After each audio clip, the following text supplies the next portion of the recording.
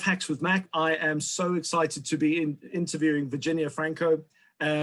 She is an expert in, I need to make sure that I get this right for the international bodies out there, resume writing, and quite a few other things, which I'll go into in a second, which is CV for those people elsewhere in the world.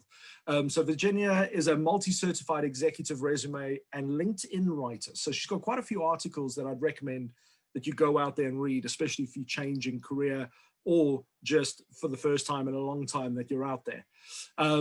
She's also a storyteller whose documents are written in today's online skim readers and for getting interviews and getting results, which is one of the reasons I wanted to speak to her today, because a lot of you out there at the present moment are going through some tough times, and because of the job market being what it is, having that edge and hearing from an expert is going to make all that difference. So today we're going to learn some really exciting little tips and tricks from an expert. But Virginia has also founded Virginia Franco Resumes many years ago, when she recognized that her expertise in corporate communication, journalism, and social work offered her a unique understanding in how to read people, communicate, and share information. In other words, getting you results with your resume or CV. I am looking forward to interviewing Virginia today, because some of the articles she's written have really been on point with regards to a lot of people having to even change careers as a result of the job market over the last few months. So today I'm going to be asking a lot of questions. A lot of people have posed their questions on LinkedIn and various other places. And LinkedIn is one of the places that you specialize in. Am I correct, Virginia? That's right. That's right. I help people. I write people's profiles for them. And if you just go into Virginia's profile and go and have a look, you'll know she knows what she's talking about, and has a massive following as well.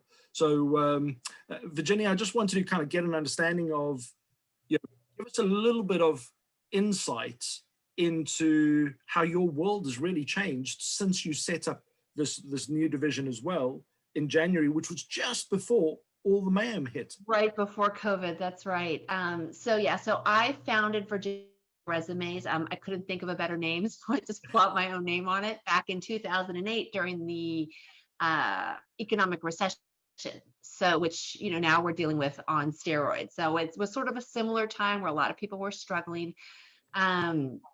And then pre-COVID, the summer before, I got together with 3 other colleagues who are also in this space, and we all work with people one-on-one, but we recognized that, back then the job market was crazy, but it was more people that were like, I want to see what's out there, or let me try something new, because why not? It was just a different mindset. But we recognized that there were people that couldn't work with us one-on-one, or really maybe didn't need the in-depth level of help that you get when you work with someone like that.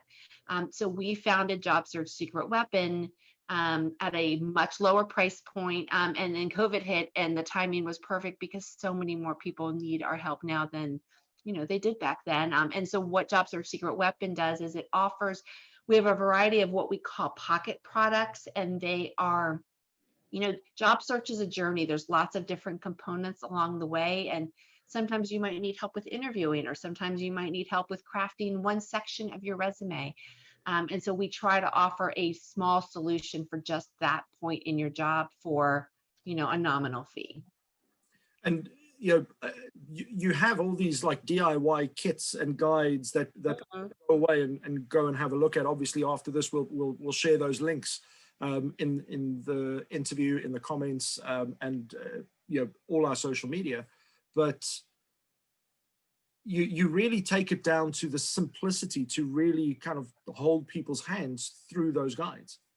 That's right. That's right. We've all been doing it for a really long time, and we feel like there's a formula that works. And so it's the advice that we share one-on-one with our clients. And again, not everyone needs to work one-on-one with someone, or they might not have the budget to do so. So this is a great solution if you want to try your hand at it and have some support. Excellent. So, have you found since the pandemic has Mhm. turned our world upside down, that Ugh. the guides and the documentation that you've put out there have had to be altered in any way? Are there any like specific changes that people should be aware of things that they need to? Yeah. So not really.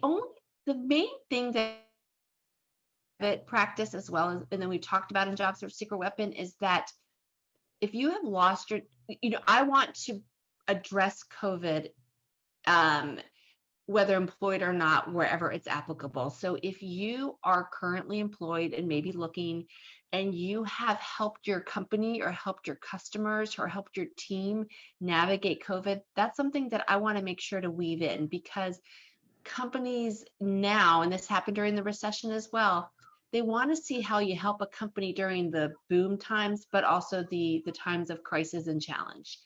Um, Absolutely. Alternatively, if you have lost your role, I think it's important to call out that your role or your team or your department was eliminated as a result of COVID-19 budget cuts.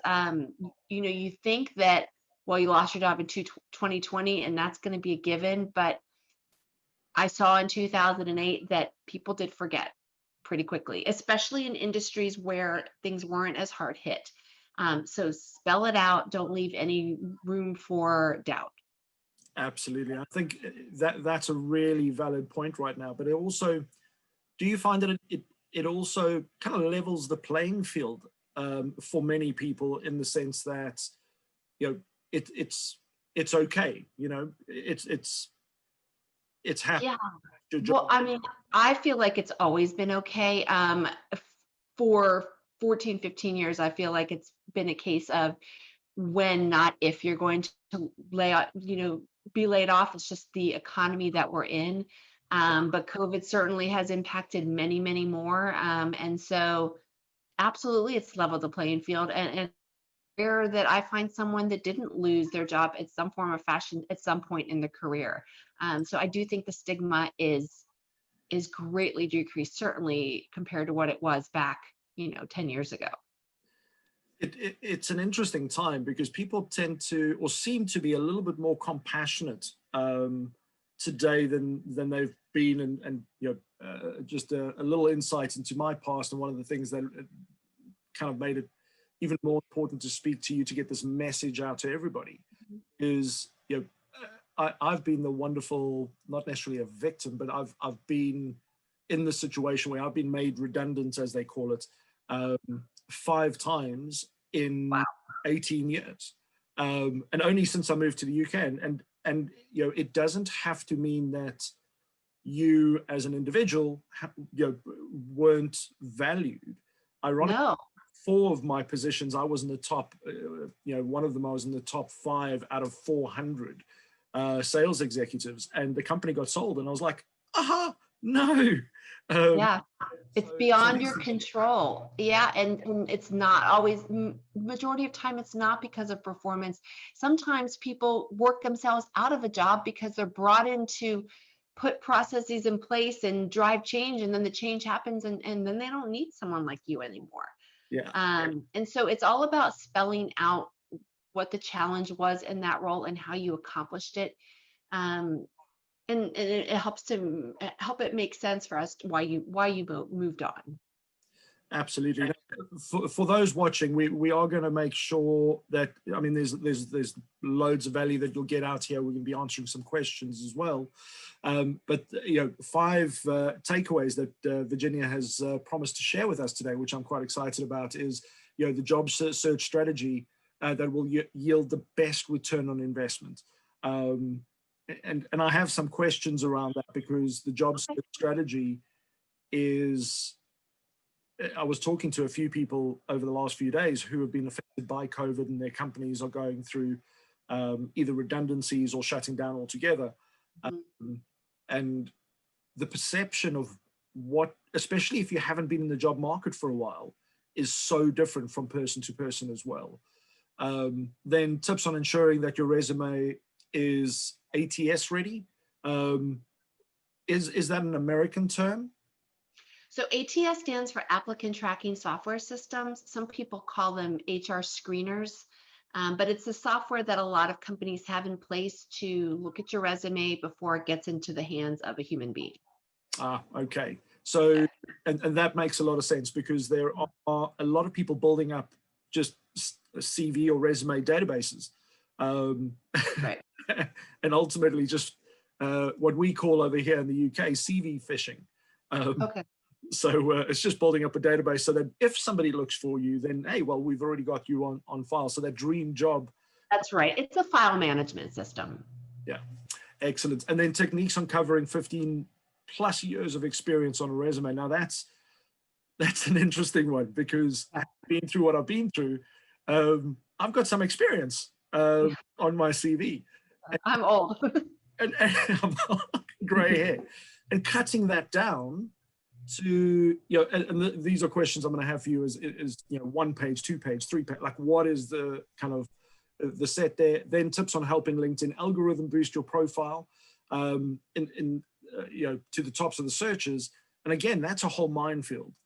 So really keen to go through it, because there are a lot of people, as you've probably found, when lockdown started hitting across the globe, LinkedIn was, kind of used as and when people were looking for jobs, or, a lot of recruiters or headhunters on there. But the whole dynamics of LinkedIn has changed since lockdown.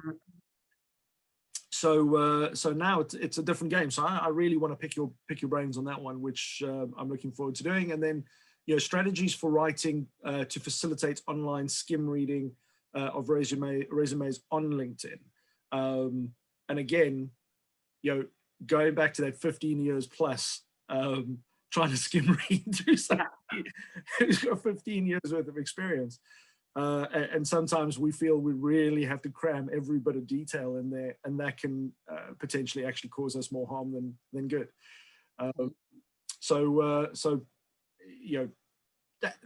We could probably talk just on those 5 points for 4 hours, if not days, with your experience. Where did you want to start? Oh gosh, we could start at the top. Whatever, you're the host, so you just shoot. Let me know. Okay, so I'm just thinking all these little questions that are popping just from those 5 points. So we'll start at the top, work our way through. I like the order, so that's good. Keeps me on track. There we go. So the job search strategy and returning the best return on investment. I mean, where do you even start? That's where so many people struggle. They say, I need a resume. That's how they tend to start. I like to take a step back. To me, the most important thing to be clear on before you even begin your job search is what do I want to do next? Do I want to stay in my role? Do I want to make a pivot? Because being clear on your target makes for really, really powerful career marketing collateral, which I call career marketing collateral, your cover letter, your resume, your CV, your LinkedIn. When you are clear, it sets the stage for a really, really strong document, and the reader can look at it and go, oh, that's the kinds of roles this person is interested in. Without that clarity, and a lot of people say, well, I'd like to do a lot of things. I don't want to close off my, I want to cover all my bases. What happens when you cast too wide of a net is that people are confused. And when people are rushed and something's confusing, you run the risk that they are going to skip it. So step one in job search and job search strategy is being clear on the kinds of roles that you're interested in. From there, while you are working to get your resume written, get your LinkedIn profile looking great, and there's, we could talk, it's a whole different topic. That's also where you need to come up with a list that are interesting to you. I always think about having sort of a list of maybe top 10 companies of interest, and then maybe a secondary tier of companies that you might also be interested in. So you've got 20, 25 companies of interest. And then you reverse engineer and you say, okay, who do I know that works at those companies? Who do I need to know at those companies, and who do I know that knows others? So you start connecting those dots. then lastly, you want to make sure that you think about who is in your network. And of course, you have your sort of first string friends, family, but then think about your colleagues, people you used to work with, people that are your kids' parents, friends that you see at the sideline of a sporting event, or Yeah. all those people make up your community. And you need a message that says, I'm looking, here are the kinds of this is how I add value to companies. This is why companies bring me on. And be ready to share that message with your network so that they are very clear, and can be your champions, your cheerleaders going forward. And it's a really interesting time at the moment where, just looking at some of the posts on LinkedIn today as an example, and things like, the energy that you bring to the platform, the word love is being pushed out there, and compassion and empathy. And it's actually a really beautiful world that we're in right now, where people are a little bit more understanding than maybe even 8, 9, 10 months ago, where it was a little bit more cutthroat. And people are really wanting to support. I've seen some posts where people have got that message just right, to say, this is who I am, this is what I'm good at, this is what I'm looking for. And their network has just picked them up and lifted them up and gone, hey, and it's spread like wildfire. That's right. And it's happening publicly, and it's happening in private messages as well. There are, when COVID hit, LinkedIn editors stood up. People in my industry stood up and started having free webinars. There were people that, when there's a whole hashtag on hiring, when people are hiring, people have really mobilized to try to get people to land.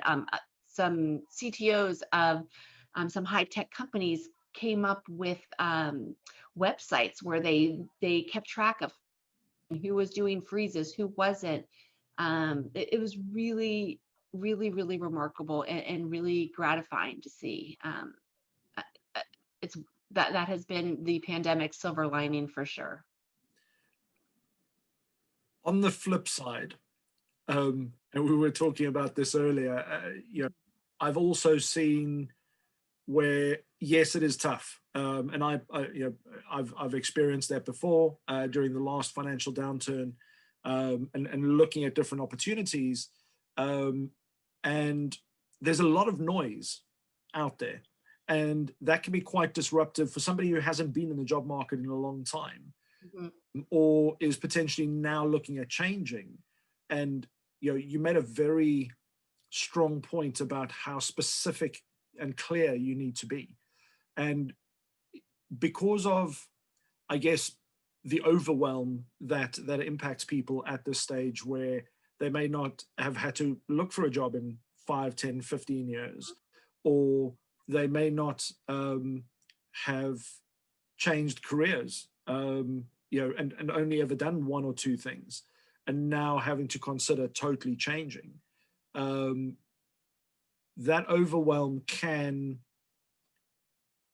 bring a state of, I guess, anxiety, concern. What are your recommendations for dealing with that, and trying to stay clear and specific? So career switching is challenging. There is no doubt about it. It brings a lot of anxiety with it. It can be when it works out, especially if you weren't happy in your earlier role. But it takes more work than trying to find the same role in a similar industry. You will not, if you just have your resume and you apply online. Let me back up. I don't have a lot of faith in applying online across the board, but it's even harder for people trying to make career change, because the applicant tracking software systems are in place, and they are people with the right keywords win. And if you are trying to make a move into something new, there's no way for you to have as many keywords as someone who's been in that role or that industry. So what you need to do is work even harder to bypass applying online. You need to really have more conversations with people to make your case and show how this move makes logical sense. I am a huge fan of Dr. Dawn Graham. She wrote a book called Career Switchers.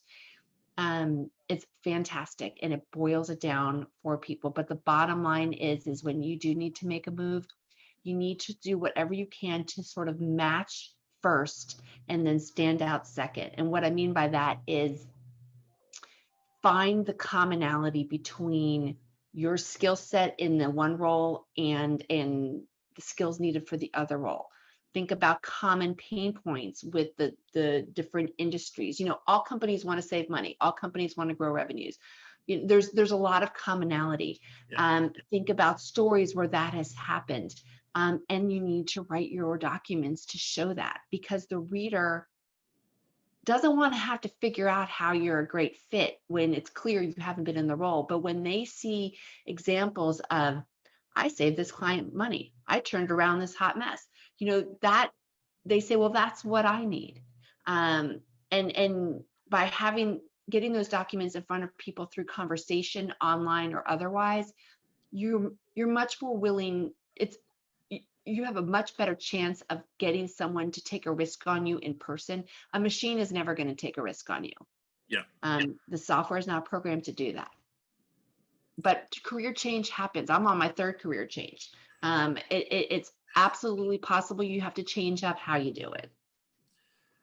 And yeah, you make a very strong point on the human element there, and that's one of the things a lot of people forget. And I've seen over the last 4 or 5 months, you know, people that are really good at what they do. I mean, they are insanely talented, but because they're so good at what they do, they, you know, job hunting, interviewing, it's not their thing. It's not the thing that is really getting the attention that, you know, there's no clarity for them in the process. And you know, yeah, it's not intuitive for a lot of people. correct. And there's so many different job sites, as you know, and a lot of new people in recruitment as well. So, and the challenge that I find, and we were discussing this with a few companies yesterday, where because, you know, the career opportunities, you know, the pandemic has created this massive gap. It's had a lot of people step into new roles that they've never done before. And you get, you know, people that have been in the recruitment field, such as yourself, that really know the detail and can look at, you know, that story, the making sure that the right information comes out. Whereas there are some new people in recruitment who will go into your 15-year history on your LinkedIn profile and see that you were a bookkeeper in a past life 20 years ago and go, hey, we've got this perfect role for you. It's as a bookkeeper. And in the meantime, it was like a summer job that you did while you were, you know, maybe at school. And it's like nothing to do with what you actually do. I mean, is that something that you're finding? So I don't find, if I'm understanding the question correctly, I don't see often where someone will take the time to look back in your history and say, oh, I see you did this, you'd probably be a great fit. I mean, that would be ideal, but because what, you know, you want someone to say, here's my experience, you figure out, you tell me where you think I could fit in. That would be the dream. Yeah. But most people don't have the time to do that. So if you want a bookkeeping role and you did it 20 years ago, you need to write book at the top of your documents. You need to show how you were a bookkeeper and you need to reference that experience. And then with this, your other jobs that were not bookkeeper, if there's skills that you use that would make you a good bookkeeper today, you need to reference. So you have to craft the narrative around your job target. it's rare. I mean, sometimes a very good friend who might be a recruiter or an HR person or a hiring manager might look at your stuff and say, I know you really well. I see this earlier experience. This might be a really good thing for you to consider, but that just doesn't happen enough. Yeah. Um, Does that answer your question? I'm not sure. Yeah, it does, because we do have the flip side where we've got, and we've experienced this with a few companies where their staff or people are, they've put the open to work on LinkedIn. And a lot of the time people actually, even though they're open to work, they're actually still within a company, still in positions because they've been made redundant or the company's going under or whatever that is. So the perception of that open to work is misunderstood, I believe, in many cases. Interesting. In some cases, people are thinking, look at all these people that are out of work. And actually, it's people that are being proactive, looking for work while they're still in work. Yeah, I was just reading a thread on a Facebook group I'm on about the open to work, and it's split where some people say, don't do it, it makes you look desperate. And then other people are saying, no, it doesn't. I'm a recruiter and I want to try to help those people. So as with everything with job search, there's not ever one right answer. So I've been, I recommend to people, try the open to work settings, see if it does, do your engagement, your activity, see if you see a difference, and then turn it off and evaluate. A/B testing is the way to go with a lot of this stuff, because we're dealing with human beings and everyone, the answers always vary. Okay, so you've referred to being very specific on your and clear on your job search side of things. I'm assuming that same applies to the about section on LinkedIn as an example. Yeah, so the about section on LinkedIn and the summary section are they have the same themes. The tones are very different. LinkedIn is much more conversational, but it should support, it needs to show why the title that you put on your documents makes sense. That is where, LinkedIn gives you 2,600 characters to play with. So I'm a fan of using a lot of them. Especially in that first paragraph, because with LinkedIn, you on the desktop, you only see the first 2 lines. And so if you've got to hook them to want to read more, the mobile's even less, but make sure that first couple of lines show why bring you. Then you can talk through what companies count on you to do. You can tell them a little bit about yourself that maybe they might be surprised to know. If you are, looking to make a pivot or a change, you could talk about how your experiences in your other role add additional value that someone might not have considered. Sometimes I'll include career highlights in there. It's to me, that about section often serves as like a one-stop shopping locale where someone will, studies have shown that people do dwell, they spend more dwell time, or they spend a little bit more time on that section when they're hooked. So use it to try to tell your story a little bit, and it'll make them then want to jump into your experience and look at your titles and get some more detail.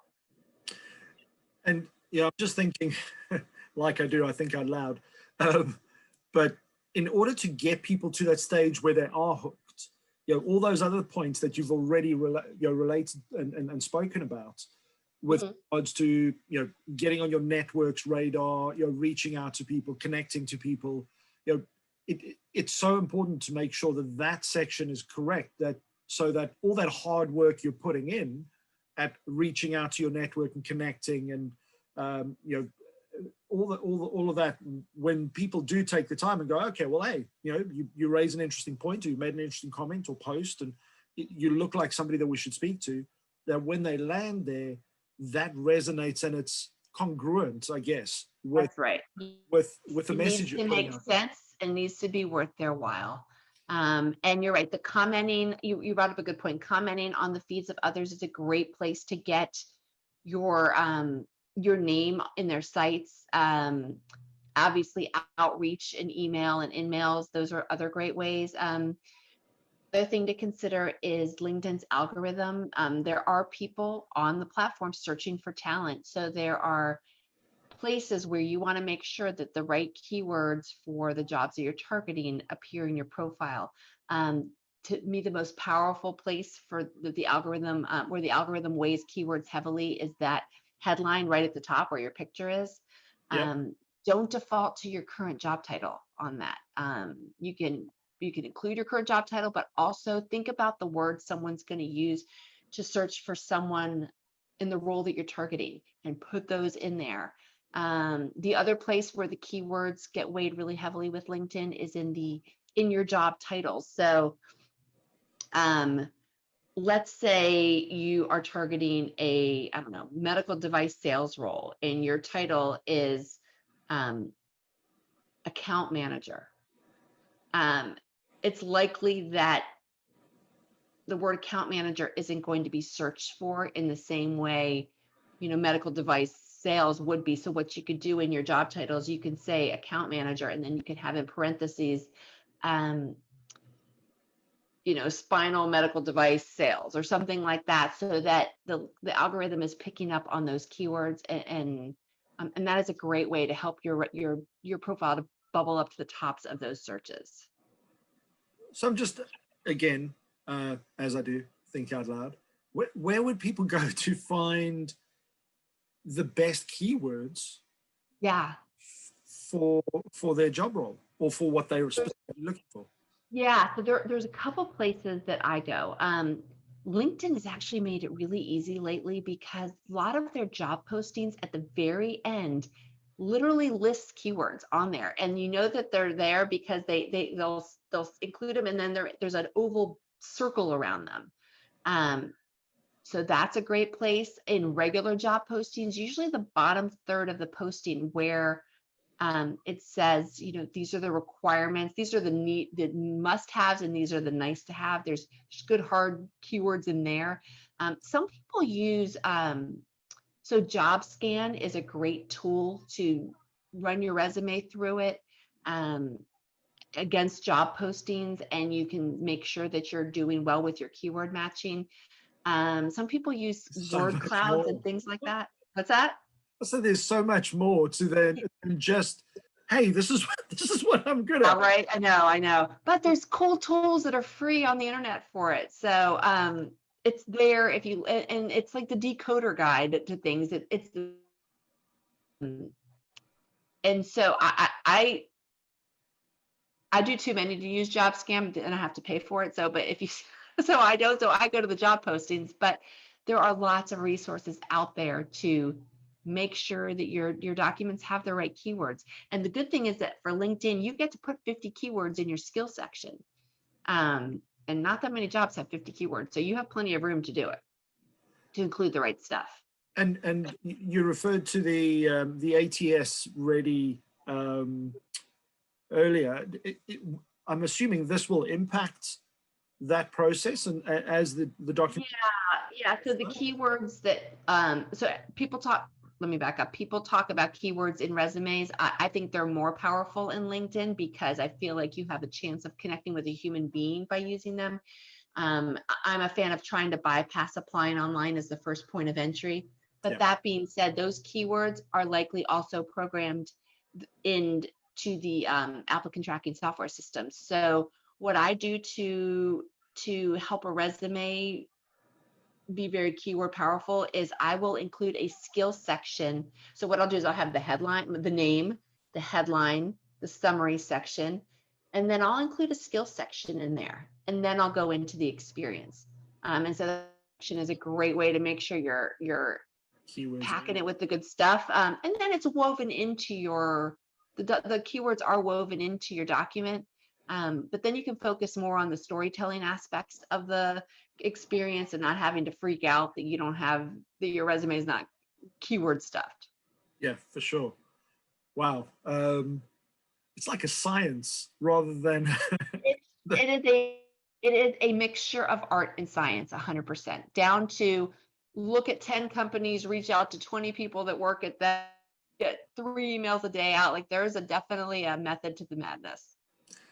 So, if anything, make sure that you reach out to Virginia and her team, and look at the tools they have available, because on your own this can be an overwhelming world that you can disappear in, and if the tools are there, use them. Well, yeah, and my colleague Austin Belchak, his company is Cultivated Culture. He has articles that break it down to the math and the science. I'm a huge fan of his because it says you need to reach out to 10 people with the hopes of 3 people responding. You do this 5 times a day for he gives you a schedule for it. It's gone right into the maths. It is. Yep. It's math. It's art, it's math, a numbers and science. game. Absolutely. It is. So I'm really intrigued on this next section, because how do you the techniques of covering 15 years plus. How? Everything, like, I guess we get attached to our experience. Our own blood, sweat, and tears, of course. It's hard. Yeah.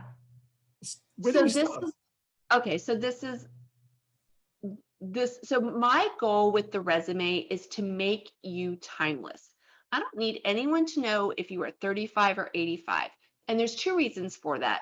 One is because there are many barriers to entry. One of them is ageism. That doesn't mean that it happens all the time and in every industry, but it's a factor. So whatever I can do to mitigate that is what I want to do. But the other thing that happens with resumes, it doesn't happen with LinkedIn, is what I call the rabbit hole phenomenon. And that is where, when we start seeing stuff that's much older than, it's like 2003, 2005-ish, we go in the rabbit hole and we go, oh, I wonder how old the person is. I wonder when they went to school. Just nonsense enters our brains because we're human beings. And if you only have 7-8 seconds to make an impression, I don't want 3 seconds in the rabbit hole. So what you need to do is look at those pre-2005 era roles. Some of them are really important. If you scooped ice cream in 1998, it doesn't, and you're targeting an IT project management role, it probably isn't relevant. But when a role is relevant, what I do is I will include an earlier experience section. I will include the title and the company name. And if I have room, I might add 1 line or 1 or 2 lines that say, this is what I was proudest of in this role. And that achievement better relate to whatever you're targeting now. And then what I do is I remove the years from it. So the reader gets a taste of the earlier experience, but you don't, number one, it also saves space because you don't need to spend, 7 lines on something you did back then. But it allows you to highlight it, but not focus on it. The other thing I do is if there is earlier experience that's super relevant, I'm going to make reference to it at the very top in that branding, because I don't want a big aha moment at the bottom of page 2 to get buried because no one ever looked at it. So as an example, a couple of times when I will use an earlier experience section, let's say you want to make an industry switch. And you need to show that you worked in lots of different industries, and that other industry experience happened, in 2002 or before that. I'm cultivated sales experience in this, that, and the other industry, and then I'll list those roles. Then in the branding at the top, I'll say industry experience spanning, I don't know, pharma, medical device, IT, blah, blah, blah. Other times I'll use it as if you big names that you want to name drop. That's another place where you want to use it. I just got an internet connection unstable message. Can you hear me? Okay. Yeah, we're good. Okay, cool.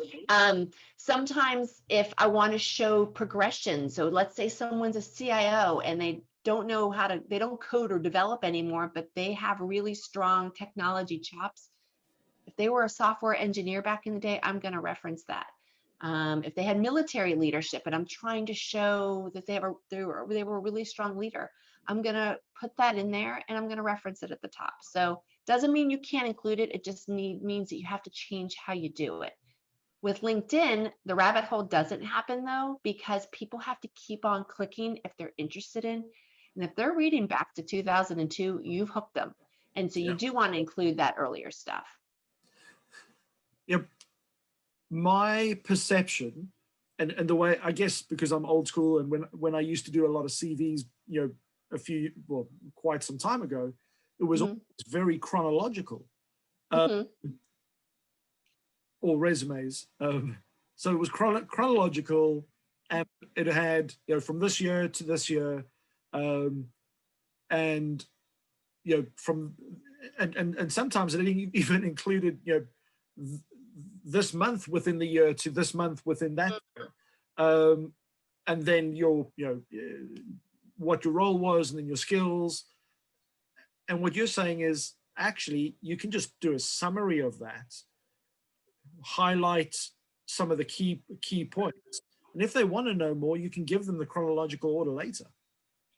Well, no, so the resume or the CV is still chronological, because you are showing your experience with dates on it from 2005 to now.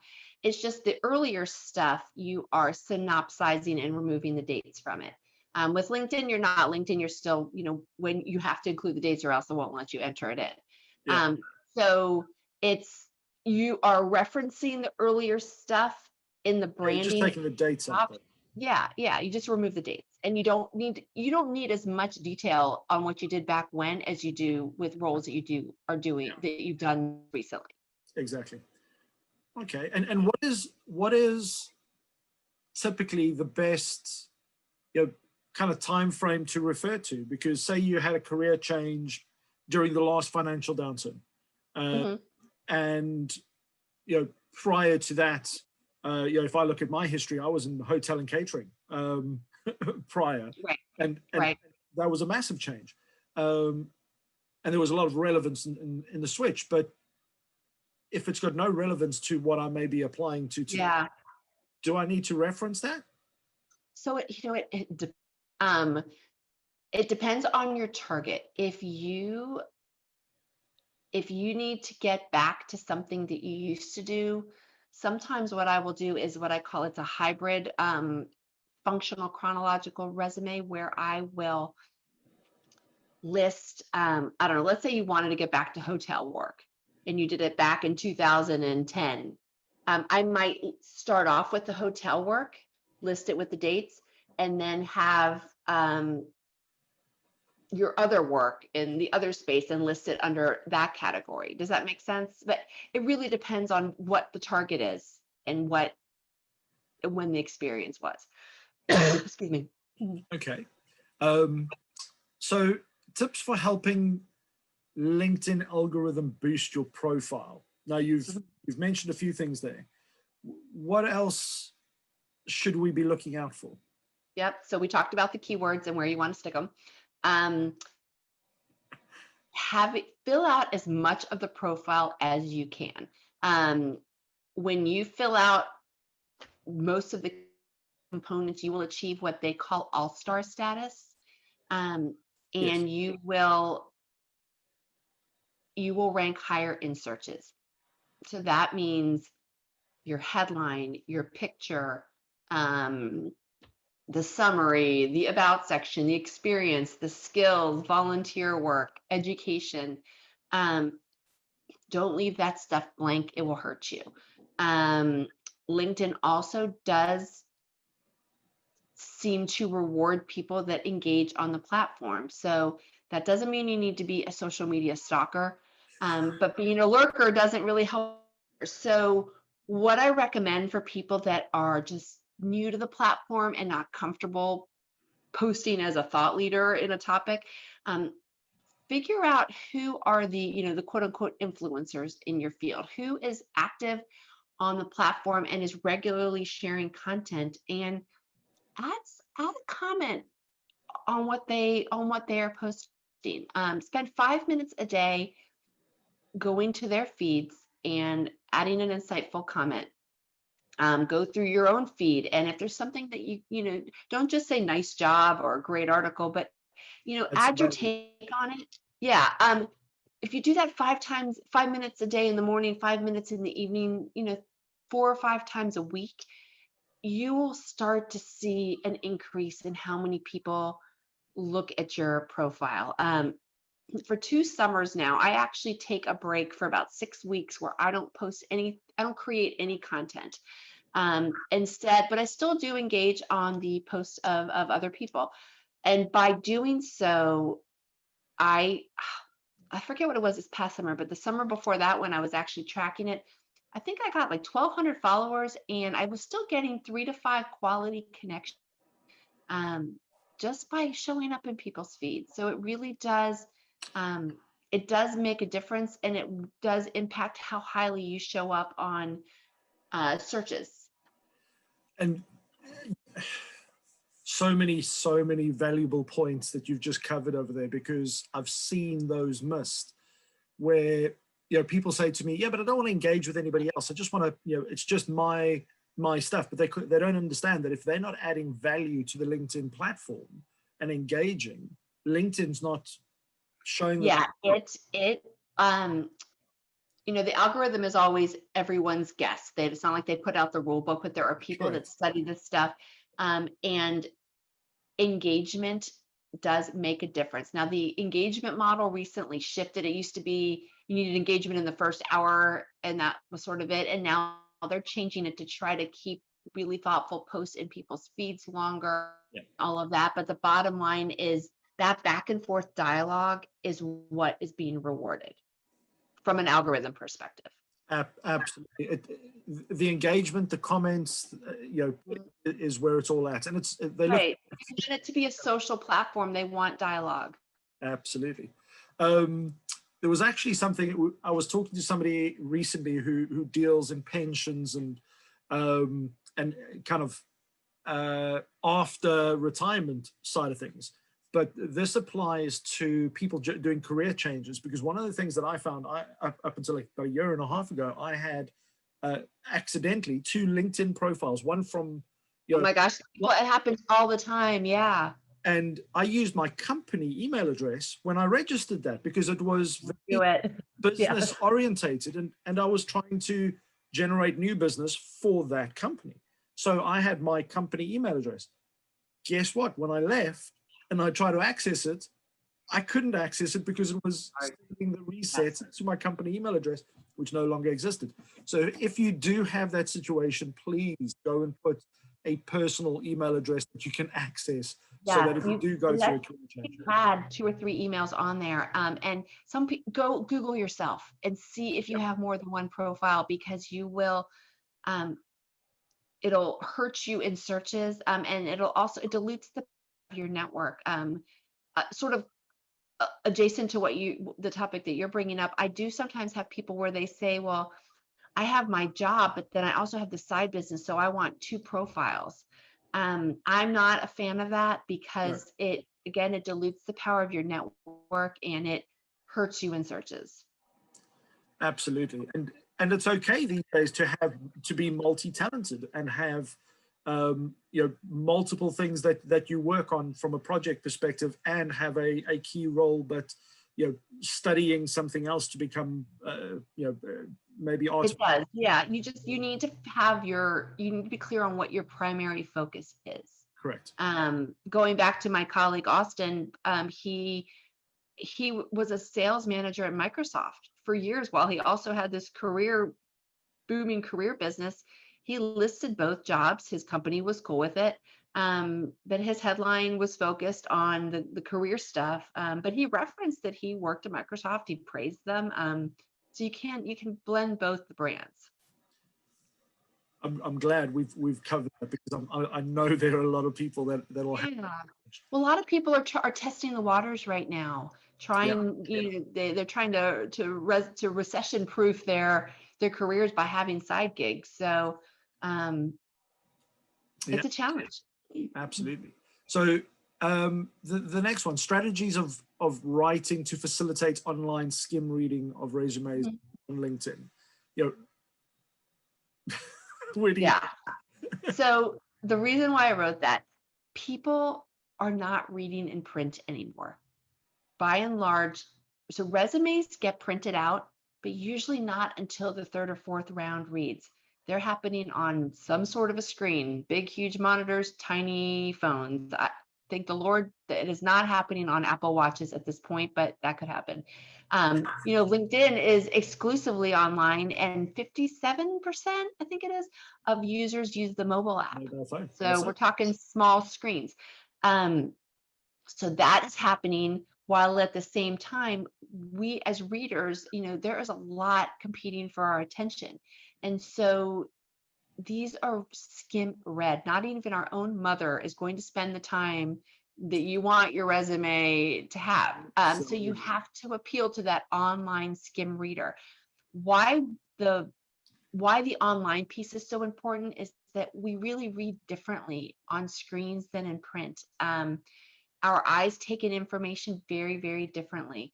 I've written about this a lot, but so in print, it's pretty easy for us to look at a big 5-line paragraph, or look at things in outline form where things are see a bunch of bullets squished together. But on screens, it's really quite hard, and mobile, it's exceptionally hard. Like we said at the beginning, if something is tough to read and someone is in a rush, you run the risk that they're going to skip it. So the techniques that I use work well, whether you're writing a resume, a CV, a email, a PowerPoint deck. You keep your paragraphs and your bullets to 2 to 3 lines. And then you just add a teeny little bit of space in between in between your bullets and your paragraphs. When I open a Word document, I make sure that it's at least 0.5 points in between each and every paragraph and bullet. And that white space makes all the difference in making the reader think that something is easier to read. So it's a simple thing to overcome. The other thing that we do that's sort of wonky with reading on screens is that, we're books as children, and you open up a page and your eye will go to the top corner of the page, and you read, left to right from the top to the bottom. On screens, though, we're all like squirrels. We start here and then we jump all over the place depending on whatever it is that interests us at the moment. And grabs our attention, yeah. Yeah, we're ADD with things. So what you need to do is, so I'll use some design elements to draw the reader where I want them to go, just minor stuff like bolding and shading. But what is equally powerful is to front load whatever you're writing. So, and what I mean by that is that when you're writing a sentence, you have to put the most powerful part at the beginning of the sentence, because there's no guarantee the reader's going to get to the end. So as an example, let's say I'll use the sales example. Let's say you crafted a territory strategy, and you grew your revenues 30% in 2 years. To write that for the online read, you would need to say, grew revenues 30% in 2 years by doing XYZ territory strategy. So hook them at the beginning. Numbers are going to resonate louder than words, because they might not get to the end. And so those techniques, they still work great in print, but you really need to make sure you capture that online audience. And I see that so many times. Ironically, I was discussing this with somebody earlier today. One of the people that actually commented on my post about your interview today, Daniel, who him and I have on a regular basis will comment on people's posts because of the fact that I have dyslexia, as an example. So when I'm reading a post and I see a block of text, I'm like, and well, people without dyslexia, it happens too. Exactly. So I'm sitting there going, if I'm struggling, wow. And it happens on posts, it happens on emails. We read this. We read the same way. It doesn't matter if it's a LinkedIn, a newspaper article, a post. We're human beings, and that's just how we read. So that I am convinced that those user agreements on software and iTunes and all of that, the reason they're teeny tiny and mushed together is so that you just don't read them, because they're hard. Yeah. I've got lots of stories on the T's and C's that I can tell you about, that people have signed their lives away and didn't even realize. Take whatever you have written, open it on your phone. If Yeah. you can read it, if you can get the salient points in 10 seconds, then you're probably on a good path. If not, you've got to go back to the drawing board. That's a really good idea. Such a such a simple yet effective method. I just wanted to have a look at a couple more questions here, if that's okay. So one of the questions was 3 musts on the modern resume, and I guess modern, the context is our world today. 3 musts. Okay. Must have a target, clear target. Must be written for an online skim read. And must focus on showcasing achievements and results rather than a laundry list of responsibilities. We haven't talked about that part yet, but that's very important. Yeah, as you said that, I was just thinking of all those, well, CVs that I've seen, and I've seen a few in my life doing recruitment, but yeah, with the laundry lists. Number one, it leads to death by bullets. You want to show, when you show, think back to what you're proud of in each role. Where do you feel like you left your mark? And usually you're using your responsibilities or your duties to make that happen. So just weave it into the story. I achieved this by doing this, that, and the other. And it's that part that for some reason a lot of people put that afterwards. It's like, firstly, I was responsible for. Yeah, you're burying the lead. When people are skimming these documents, people read resumes and LinkedIn the same way we read the news when we're in a rush. Think about how you're figuring out what's going on in the world right now. You look at headlines, the headline grabs you, you read that first paragraph, and then you start jumping down to the story. So with the resume, they look at that headline and the paragraph, and then they look at where and when you worked. And if they have 5 bullets to look at and they're in a rush, they probably only read the first one. So you don't want to bore them with, this is the scope of my response. I hit them with something impactful, and then you can go into the other stuff. Yeah, I mean, more often than not, the moment you hit that shopping list, it's you scroll to the next. Exactly. It's all about people are rushed. You've gotta impact them. So the next question, which is an interesting one in today's day and age, because we've already touched right in the beginning about making sure that you're clear, but also people that are sitting there going, okay, well, now there are thousands of people that are looking for jobs. I need to cast my net wide and just hope I get something. This one is from Michelle, which talks about helping people find a career that fulfills them as opposed to just another job. How do you go about making sure that the person actually finds something that they're going to be excited to work? Happy, yeah. So I am not a career coach that does that, but there are people that is what they specialize. They specialize in, but I have interviewed lots of podcasts, and what the commonality is you need to do a skills assessment, sort of a happiness assessment, because what you want to do, this with my own career changes, I don't know if Mac, you concur, but ideally you want to find something that is at the intersection of what you're good at, what works for you with your life right now, and what the market wants. Because you might be really good at it, but the market won't pay you for it. So sort of finding that, and the answer is different for everyone, and your answers change over time. Yeah. My deal breakers were very different in 2008 when my kids were in diapers than they are now that they're much older. So you have to really do that assessment to be clear on your target. I think that's so valid, because if you really do have to review and assess where you are in life to the next 2-3 years, especially taking children into consideration. It's like, okay, for the next 3 to 5 years, if you're going to be in a job that is not going to allow you to do the school run And for me, that's And something.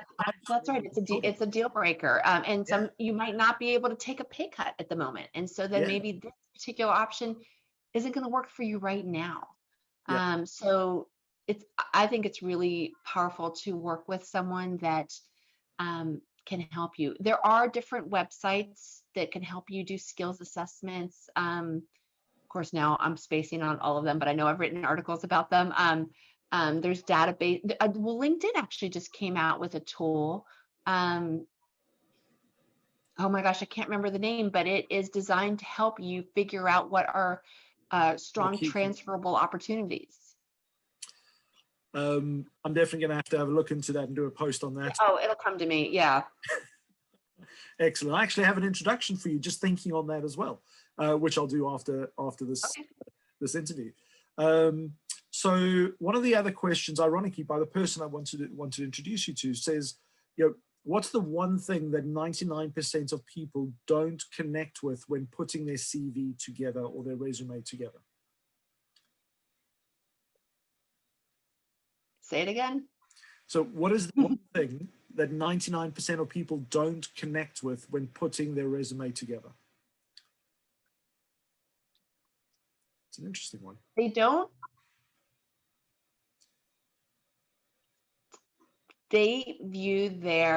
connect with the fact that this is a marketing document.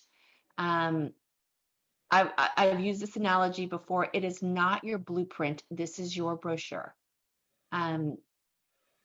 So every single thing that you've done is not always relevant to what you're targeting. You can choose the roles, the achievements within them, and all of that. So that's why being clear on the target is so important. Nobody wants to see your blueprint. Think about the analogy I like to use is when you are researching where to go on vacation if we ever get out of our houses again. You don't look at the hotel's blueprint and see how many bars of soap are there, where are the towels. You look at the big picture things, and then if you're hooked, you might start to look at look in greater depth. So it's the same principle. Sure. I think, have you got time for one or two more questions? I do. Yep. Okay. So this is an interesting. What do you think, or what have you found are the new jobs that will open up in 2021 moving forward? So the industries that I'm seeing booming, a lot of healthcare roles, technology roles seem to be doing very well. I'm really hopeful with the new virus news that's come out, or the vaccine news, that the industries hard hit are I do hope, I think by Q2 of 2021, things are going to get better. That's what I was hearing from people in hotel supply chain. I was asking them, when do you think that we're going to get out of this? And they were saying Q2 2021, even before this vaccine. So who knows, it might be sooner. In terms of specific roles, data science roles are having those kind of skills are super important.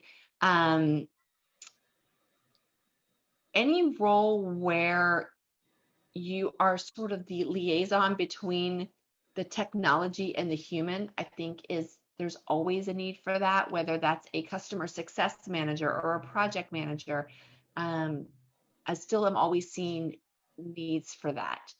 The industries hardest hit, obviously, are hospitality, travel, and then the ancillary, food services, and then the ancillary industries that service those. But those roles can be, the skills that you use in those are transferable to other industries, but hopefully won't be that much longer.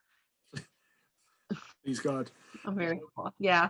So I've got two more questions, and this one's very LinkedIn specific. So should I upload my resume or CV to LinkedIn and make it public? Don't. You lose the opportunity to customize it for your audience. You might want to make changes to the skills. You might want to change the headline to really well target what the opportunity might bring. So use the LinkedIn to have conversations, get people to find your profile, and then they can ask for your resume. Okay, so that's a hard no. Do not upload it. And then this one is interesting. It says, during the pandemic, any job is the right job, since the key is to be employed. What are your thoughts on that? So I know some people disagree. I'm with that person. If you take a job because you need to pay the bills, I respect that. I don't, to me, it doesn't matter if you are working at a grocery store. You do what you need to do and you spell out why you did it. And I think that any company that wouldn't hire you because you did something like that is not the kind of company you want to work for. So, but it's about the branding. If while you are working in that gap role, you are upskilling yourself or taking an online course or, whatever it is, explain that. Make sure that you note that your job was eliminated because of COVID. And so that again connects the dots for the reader as to why are you doing this role? So it's all about explaining it. Wow. I'm sure well, I know there's a ton more that we can discuss. You've really brought tons of value with very specific points, which I think people can go away and take away and really action today. Glad, thank you. I know that you have a ton of resource that people can tap into, if they get stuck or they need specific help or specific areas. So, how can people reach out to you? How can people connect? What is the best way to, if they want to work with somebody like yourself and have access to that? You can find me on all social media. Connect with me on LinkedIn. Virginia Franco. My company is Virginia Franco Resumes. The DIY pocket product company that I reference is jobsearchsecretweapon.com. I have lots of blogs on my website. I have a podcast where I interview recruiters and LinkedIn specialists and job search specialists. I'm a writer. I don't know everything about a lot of that other stuff, so I'm always looking to learn. And so I share that through those podcast conversations. But you can reach me on email. It's all over those social sites. Always happy to answer questions. Fantastic. Virginia, thank you so much. It's been an absolute pleasure. Really good questions. Excellent stuff. And, I urge everybody just to reach out, go and connect. And you never know, as I always say, where a conversation may lead. So again, thank you so much. That's how we met, right? Absolutely. So make sure that you subscribe to the channel. Ask questions, post questions down at the bottom of the interview, and we'll get back to you with any questions or any answers that we need to bring forward as well. So again, thank you so much for watching, everybody. You take care.